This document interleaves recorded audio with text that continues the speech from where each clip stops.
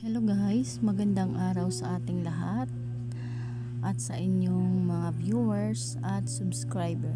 Maraming salamat po sa mga nanonood at walang sawang sumuporta sa akin. At tatakalakayin natin ngayong araw na ito ay ang kahulugan ng kabaong na may laman na nabuhay. Kasi sa base ng aking experience na naginip po talaga ako dyan. Kaya dapat po laging mag-iingat tayo. Kasi ang napanaginipan kong yan guys ay yung pamangkin ko po, yung nasa loob ng kabaong. Kaya ang ginawa ko, tinawagan ko ang aking kapatid. Sabi ko, ingatan mo yung mag-ingat yung pamangkin kong yun para makaiwas po sa disgrasya dahil napanaginipan ko siya na nasa loob ng kabaong. Kaya sabi ng aking kapatid, hindi naman siya lumalabas palagi ng bahay. Sabi ko, kailangan talaga magdoble ingat kasi napanaginipan ko po siya na ganon ang sitwasyon niya. Pero ang pinagtataka ko, kasi sa loob ng kabaong, andun siya, bigla siyang bumangon. Kaya sabi ko, nakakatakot naman yun. Pero, sa aking palagay, ay talagang kinabahan ako nung time na yon. At lumabas ako ng bahay. Pagising ko, kinagat ko yung puno na yon. May puno akong kinagat para hindi lang magkatotoo yung panaginip ko. Syempre, buhay ng pamangkin ko yun. Nakakaawa naman kung mawala dito sa maaga sa mundong ibabaw na ito. Kaya ang ginawa ko, hinayaan ko na lang. Pagkalipas ng 3 araw guys, nabalitaan ko ang aking pinsan nasugod sa ospital kasi gawa ng nagkasakit, lagnat at saka dehydration kasi nga po hindi na kumakain gawa ng sasakit niya. Na-ICU po siya guys, 50-50 po ang kanyang kalagayan. Kaya ang aking pinsan nagchat sa akin at humingi ng tulong. Isabi ko sa kanya, baka konti lang may padala ko sa'yo kasi wala din ako budget. Kaya ang ginawa ko guys, nagpadala ako ng 500 pesos sa pinsan ko. Kaya sabi ko, balitaan mo na lang ako kung anong sitwasyon niya para aware din po ako kung ano pa pong tulong na pwede kong maibigay sa kanya. Kaya ganun guys, kinabukasan chinat ako ng aking pinsan. Sabi niya, wala na si Tonton. Wala na siya, binawian na siya ng buhay. Napakasakit guys, kasi pinsang buo ko po yun. Tsaka matagal kami magkasama nun. Nung bata pa lang kami, siya ang lagi kong kalaro. Kaya nakakapanghinayang na siya ay maagang namatay sa edad na 37 years old. Ang kanya kasing kinamatay is depression.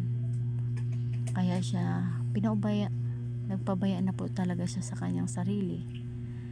Kasi nga, ang kwento dun, bago siya namatay,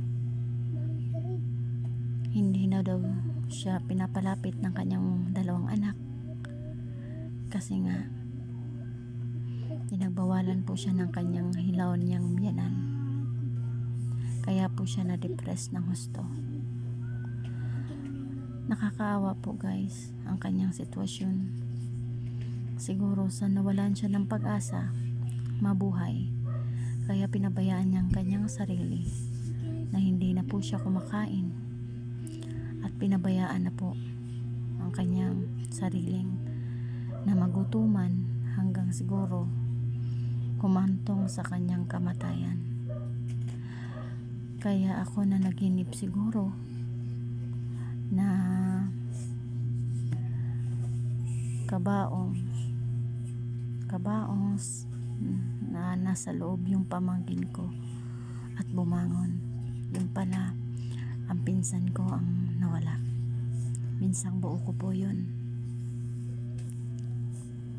Masakit guys, kasi syempre mahaba ang pinagsamahan namin nun. Kaya ang sabi ko sa aking pinsan, hihingi ako ng tulong sa mga kapatid ko. Awa ng Diyos, yung kuya ko naman ay nagbigay ng 2,000 pandagdag tulong kasi walang wala talaga sila. Kawawa ang aking tiyahin kasi gawa ng hindi siya makapunta dahil walang wala din. Grabe ang mga pinagdaanan bago mailibing siya, kasi ang aking pinsan wala din naman sila talaga. Pero yung ex niyang asawa, pagpalagay nating ex kasi hiwalay naman na sila, kaya nga siya na-depress kasi ayaw na palapitin.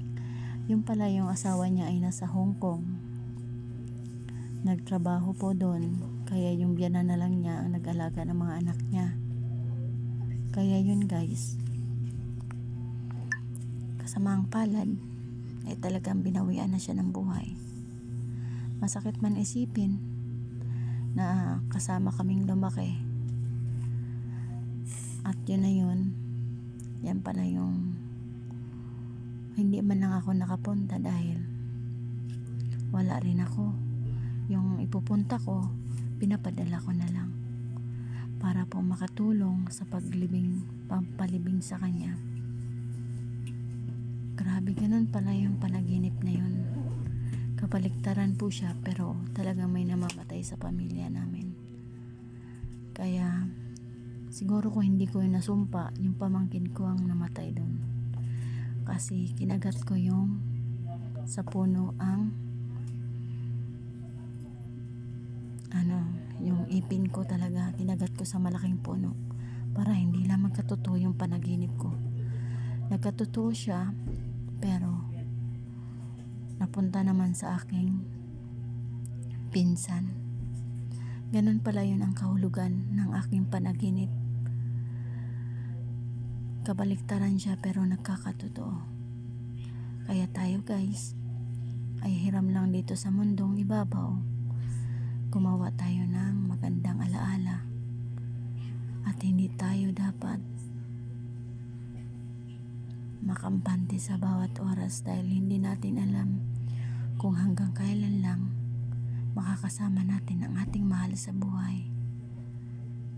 Kaya dapat habang buhay pa sila, mahalin at alagaan natin sila, dahil kalaunan kukunin din sila sa atin. Hindi natin alam, bukas makalawa ay wala na tayo dito sa mundong ibabaw, dahil tayong lahat ay mawawala dito sa mundo. Wala pong makakaligtas. Pagdating sa kamatayan ay dapat lagi tayong handa, dahil hindi natin alam ang buhay na meron tayo kung hanggang saan lang tayo sa mundong ito. Kaya alagaan ang ating sarili at ingatan. Salamat at God bless.